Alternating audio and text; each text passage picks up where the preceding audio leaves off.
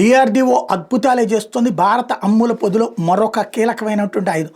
వేగంగా దూసుకెళ్తూ ఎప్పటికప్పుడు తన స్థానాన్ని మార్చుకుంటూ గురి చూసి లక్ష్యాన్ని ఛేదించే అధునాతన శతఘ్ని విభాగంలో భారత్ మరో ఘనత సాధించింది.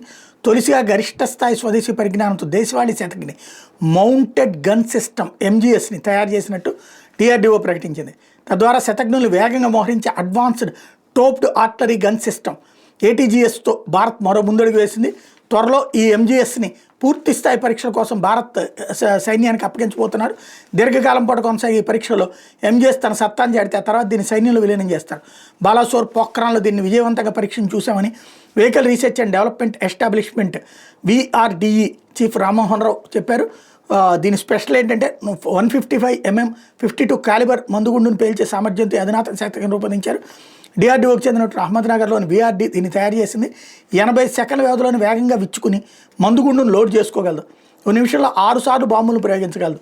మందుగుండు ప్రయోగించగానే తన జాడ శత్రువుకు తెలియకుండా ఉండేందుకు వేగంగా ముడుచుకుని వేరే చోటుకు ప్రయాణించగలదు.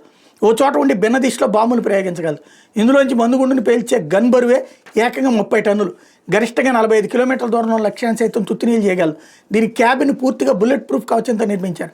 ఇందులో ఒకేసారి 7 సైనికులు ప్రయాణించవచ్చు. ఈ శతఘ్నిలో దాదాపు 80% పరికరాలు భారత్లో తయారైనవే. దిగ్గజ ఫ్రాన్స్ సీజర్, ఇజ్రాయెల్ ఆట్మోస్ 2000 సిస్టమ్ల తరహాలో ఈ శతఘ్ని రూపొందించారు. ఒక్క యూనిట్ ధరతో పోలిస్తే దీని తయారీ ఖర్చు చాలా తక్కువ.